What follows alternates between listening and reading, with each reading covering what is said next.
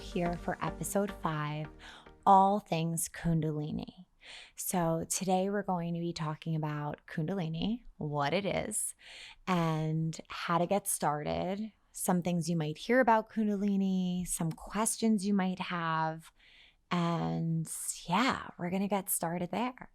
So it is my favorite thing to talk about because, as you know, this practice has absolutely changed my life, and I am confident to say it's changing so many other people's lives. The DMs I receive on the daily continue to blow me away.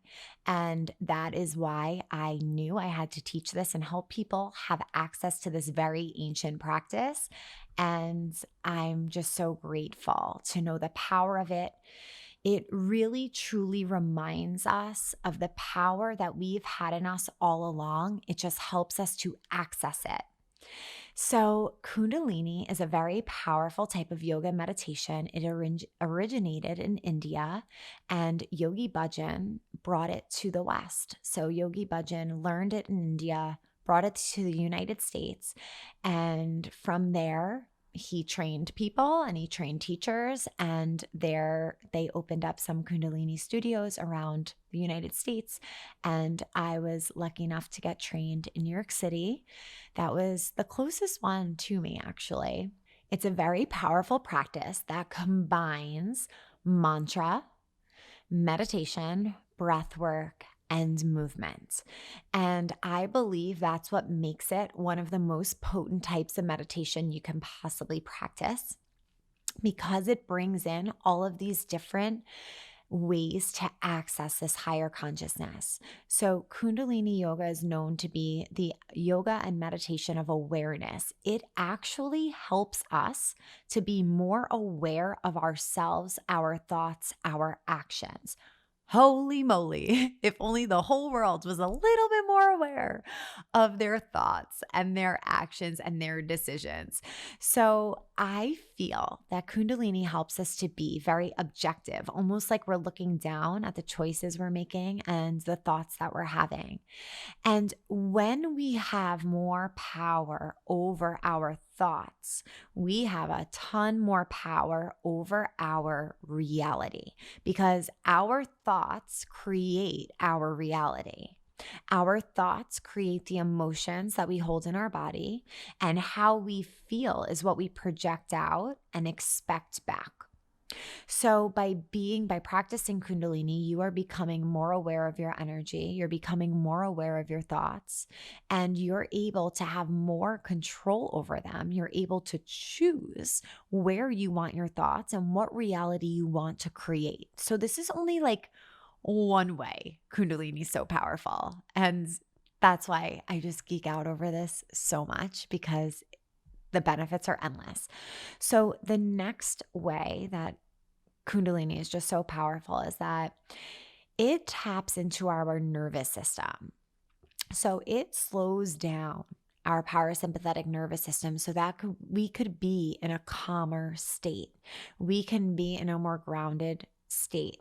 And when we calm our nervous system is in charge of every other system in our body. So when we're calming the nervous system, we're calming down the digestive system, we're calming down the cardiovascular system, we're calming down the endocrine system, we're calming down the circulatory system. So we have this impact on every system of the body as we tune in to Kundalini, which is so powerful.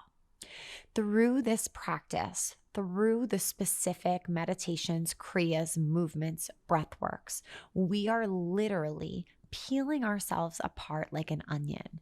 So we come into this world as an innocent little soul. Maybe we bring some things from past lives that could be true, some fears that we have, or just some energies or thought processes we hold could be from a past life. But for the most part, we're pure. And then we start to grow up in this world, and we start to take on beliefs. We start to take on ideas from the outside world and what we've been taught from the external. However, like I said before, everything is already within us. So, what Kundalini helps us to do is actually start to release patterns that we may have or bring awareness to patterns that we have that may be holding us back. It can help us use the breath to clear traumas that we're holding, clear emotions from the past. It could help us to have more awareness over what we're thinking, our thoughts, and our beliefs, and start to change them into a higher frequency. We're basically able to start calling ourselves out on our own bullshit. Like, oh, Erica, that's a thought of fear. That's a limiting belief. That's going to hold you back if you keep thinking that. Why don't you think this instead and tap into that expansive space? And I'm telling you, these are the thoughts that go through my mind every day. I'm constantly talking to myself and calling myself out on my own bullshit. And that's what Kundalini helps us to do. So we're peeling ourselves back like an onion. We're releasing traumas from past lives, things we've stored in our subconscious from this lifetime. We're clearing and we're truly freeing ourselves to be comfortable in our own skin, at home within ourselves, and so aligned to our highest self. It's almost unshakable. So when we tune in, when you start Kundalini, the thing that makes it very different in the beginning is that you always tune in with a mantra, Om Namo Gurudev Namo, and we say it 3 times. Om Namo Gurudev Namo. We breathe in again. Om Namo Gurudev Namo. We breathe in. Om Namo Gurudev Namo. We breathe and we hold it at the top, bringing all this energy in. What that mantra means is I bow to the divine wisdom within. So by tuning in, I am tapping into this higher frequency. I'm acknowledging that everything I need is within me. I have all this power within myself. I just need to uncover it. I just need to access it. I just need to awaken it. And that mantra helps us to do that. And it helps us to do that because it vibrates the pineal glands. It creates this vibration inside our head, and that expands and heightens our intuition. That gland is the powerhouse and the source of our intuition. So there is like this physiological effect that's going on in the body, and it's very scientific. And through that mantra, we're vibrating these glands and the pituitary and the pineal gland, and we're releasing these hormones into the body to awaken that energy. And as we do this, our brain waves change. The hormones that are released in our body change, and it truly is a full body experience. It's so powerful. We're going to take a break right here for a moment because I have to share about the sponsor of our podcast, Eaton Hemp. I'm so grateful that they are a sponsor for this podcast. And Eaton Hemp is a family-owned business, a farmer-owned business, and it is organic, sustainable, transparent, seed to shelf. And what I love most about Eaton Hemp, and I have some of the treats here with me, I always have my snacks with me. So what I love most about them is that these hemp seeds that they use are packed with nutrients. You can get extra protein, fiber, omegas through these little seeds that are called hemp seeds. So they have a bunch of delicious and different flavored snacks. They also have hemp hearts that I make my hemp milk out of. They offer CBD tinctures. If you use CBD, this is just a very clean company, organic, transparent, that I love. And they are offering all of the Evolve community 30% off. So if you visit EatonHemp.com and check out with the code Erica30, that's ERIKA 30, you will get 30% off your order. So it's Eaton Hemp, and you can visit them. Checking out with the code Erica30, ERIKA 30, you'll get 30% off your order. So go and check out their products. So grateful for this, that they're sponsoring this podcast, that they're in alignment with InCal, XCal, and the whole Evolve mission, just being plant-based, sustainable, organic, all of those great things for our bodies, for our earth. And I'd be so grateful if you check them out. Give them a try. I know you'll love them. So back to Kundalini. So Kundalini brings a ton of spiritual benefits, but also physical benefits. And what's really cool about Kundalini is that there's a Kriya for everything. And as you guys know, I had health anxiety. So I'm recovering. I'm a recovering hypochondriac. And what I love so much about Kundalini was each Kriya has a specific intention. Each meditation has a specific intention, and it also often has a very physical connection. So let's say at one time my liver enzymes were elevated before I went plant-based and I couldn't figure out why. I would be able to find a Kriya for my liver. I believe it's called Let the Liver Live. And I would be able to do different breathworks and postures to help detox this huge filtration unit in our body that's so important, our liver. So I felt from someone that believes in higher health, believes in holistic health, I loved that no matter what I was feeling or experiencing in my body, I can do an exercise or a breath work to benefit that and to help that. And that is what made me fall harder and harder for Kundalini, because I would just nerd out on the science behind the different postures, how it benefits the systems or the organs in the body, and how it could bring this healing or this higher health to each part.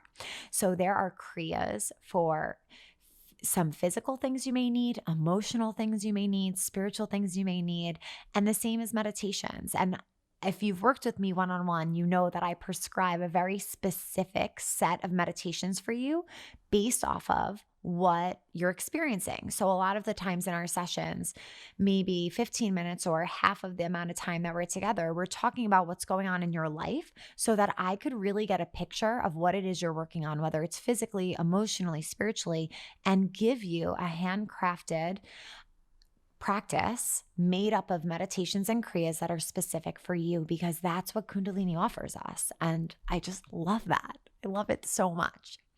So with that, there are a lot of practices that come with Kundalini that you may not know if you're a beginner. So there are mudras, and mudras is how we hold our hands during our practice. So sometimes I'll ask you to do Gyan mudra, which is your first finger and thumb tip together. And this ignites your higher wisdom. And the cool thing is we use our hands to stimulate different parts of the brain.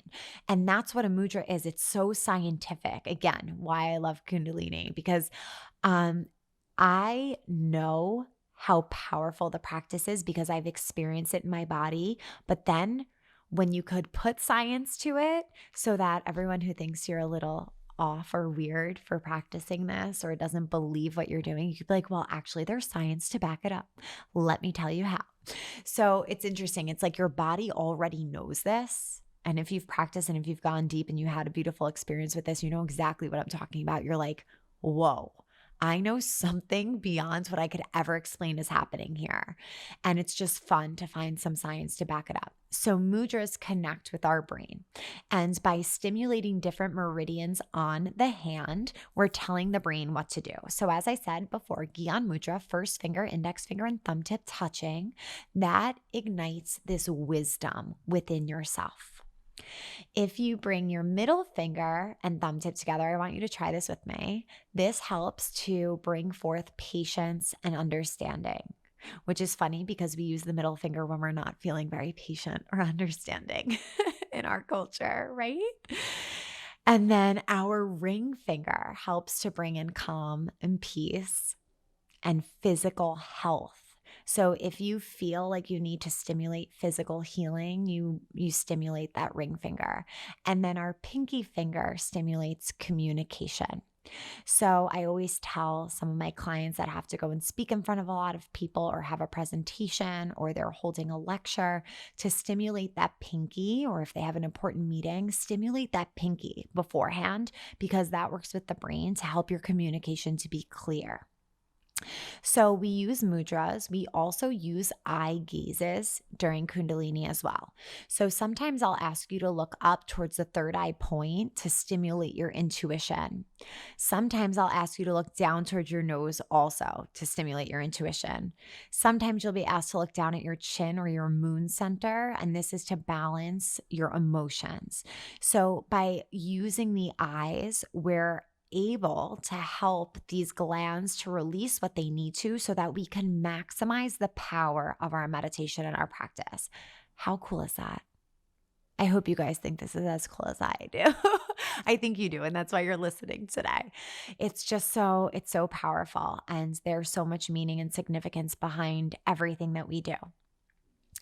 When we start Kundalini, the most important thing for you to do is definitely take it slow. And I do pride myself on assisting people and starting this in a very graceful way. So before the pandemic, if you were to explore Kundalini, you would most likely have to go to a studio or sign up for a class and maybe find one online. But typically it would be a 90-minute class with a ton of breath work, a ton of really advanced exercises and poses. And what I've tried to do is make this practice as approachable as possible because I feel like so many people need it. And I know I don't always have 90 minutes in my day to just for my meditation. So I wanted to make this all bite-sized and super deliverable to you. And also help you do this in a very graceful way because with Kundalini, we're using our prana, our breath, to clear the apana or the toxicity from the system. And it's important to have a balance of that. And sometimes if you fly into Kundalini a little too soon or a little too intensely, it can be a lot for your nervous system because, like I said, we're really tapping into the nervous system and every system of the body. So it's important as you do this to listen to your body, listen to your intuition and not fear, and just move with it and do what you're guided to do. And that's why I've made meditation super small, concise, bite-sized so that you could do this little by little and gracefully grow with this practice because it's so powerful. So when starting out, it's important to learn the Adi mantra, which I shared before, Om Namo Gurudev Namo, and it's important to learn how to breathe correctly. So let's try that right here together. I want you to sit in easy pose or sit on a chair. If you're driving or walking, if you're driving, you can't do this unless you park your car safely. But if you're walking, maybe you could find a place to just stand, ground yourself into the ground, into the earth, and bring one hand to the heart and one hand to the belly. And I want you to take a long, deep inhale through the nose, fill up the chest, fill up the belly, and exhale through the nose. Let it all go. And again, inhale. And as you inhale, I want your chest and your belly to rise and expand. And on your exhale, I want your chest and your belly to come back in towards center. Take 2 more breaths here with me. Inhale, everything expands up and out. And exhale, everything comes back in towards center. Good. So that is the basis of every breath work we're going to do. On the inhale, everything expands up and out. And on the exhale, everything contracts in towards center. And how I like to visualize that is on my inhale, I'm bringing in, filling myself up with all that I want: health, radiance, positivity, vitality, happiness, gratitude. And then on my exhale, I'm literally letting out everything that no longer serves me, squeezing it out, letting it all go. So coming to that space of emptiness before I inhale and then exhale again. So that's the basis of every single breath work. Just that inhale, expansion, exhale, clearing, releasing, letting it all go. And with every breath work that you do, you will need that as a foundation. And a lot of people who I've taught Kundalini to, they've realized that they weren't breathing correctly this whole time, their whole life. So sometimes people think when you inhale, you like suck in, but that's not the right way to go. Okay, so you can see how breath work just has such a great impact on the body, on the heart, on the lungs, on the whole system. And as you start to tune into your breath, you really start to feel that, and you could just dip into that meditative state at any point. So, again, if you're just starting out, my recommendation for you is 3 minutes of Kundalini each day. You don't need any more than that. So 3 minutes, give yourself that time first thing in the morning, because this is a very preventative practice. So I might have a barking dog in a minute. So we have a little visitor this week, and we have a dog here, and we might hear some barking in a second. So back to what I was saying, Kundalini is a very preventative practice. So when you tune in, you want it to be in the morning, because in the morning we're transitioning from melatonin and those sleepy hormones and chemicals into more of those awakened ones, and possibly even those stress hormones like cortisol. And we want that transition to be super graceful. And by doing that in the morning, you could have a very graceful transition into that awakened state, rather than jumping into that cortisol spike in the morning. So by practicing in the morning, as I was saying, it's a preventative technique. So if you meditate first thing, you are taking time to get your mind right, to get your energy right, to get your shit sorted out, for lack of a better term, before you encounter anyone else's shit. I mean, it's pretty genius, right? Like, it makes so much sense. So you take that time for yourself. You clear your own BS. You clear your own sadness. You clear your emotions. You have time to process whatever it is you're dealing with as a human being at this point in time, before you go into the world and deal with anyone else's sadness, problems, lower frequency that they're holding. And it helps you to hold that space within yourself during the day. And then everyone you encounter experiences the best version of you, the highest frequency of you. So obviously you're going to have a positive impact on them. It's so powerful. And that's how the ripple effect begins.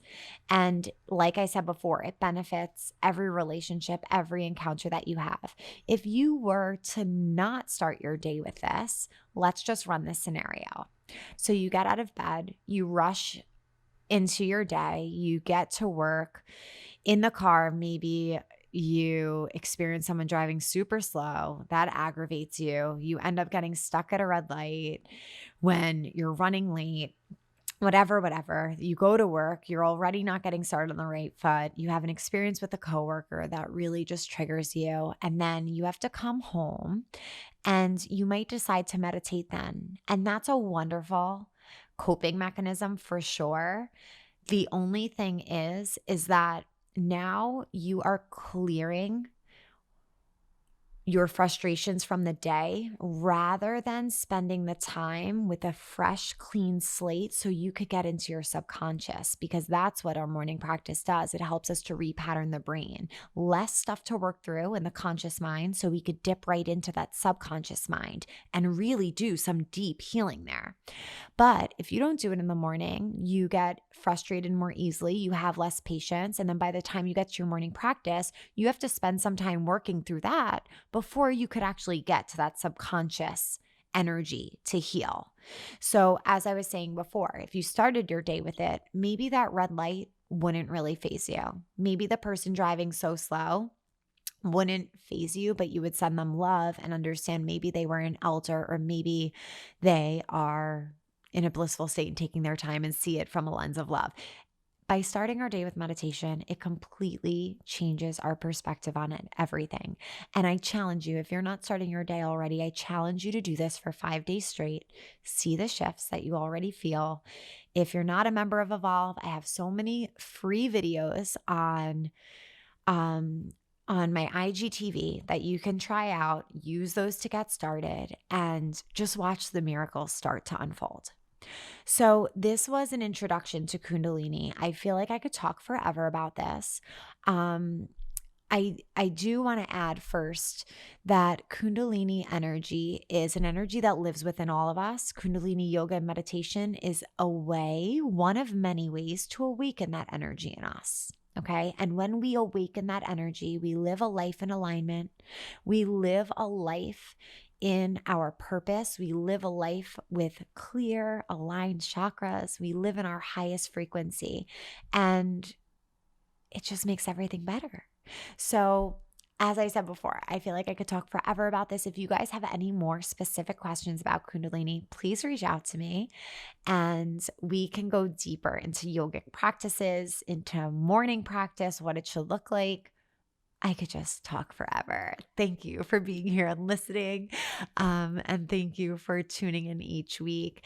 If you haven't already, the greatest thing that I would appreciate so much is just to follow or subscribe. So if you're on YouTube, subscribe to follow this page. If you're on Spotify, follow along. If you're on Apple, please follow, rate, review. Those little things are so meaningful. And I know that our days are so busy, and I would just so greatly appreciate if you could take the time to do that. It would mean so much to me. So thank you. Thank you for being here. And I can't wait for next week. May the longtime sun shine upon you. May all love surround you, and may the pure light within you guide your way on Satnam. Sending so much love. Satnam.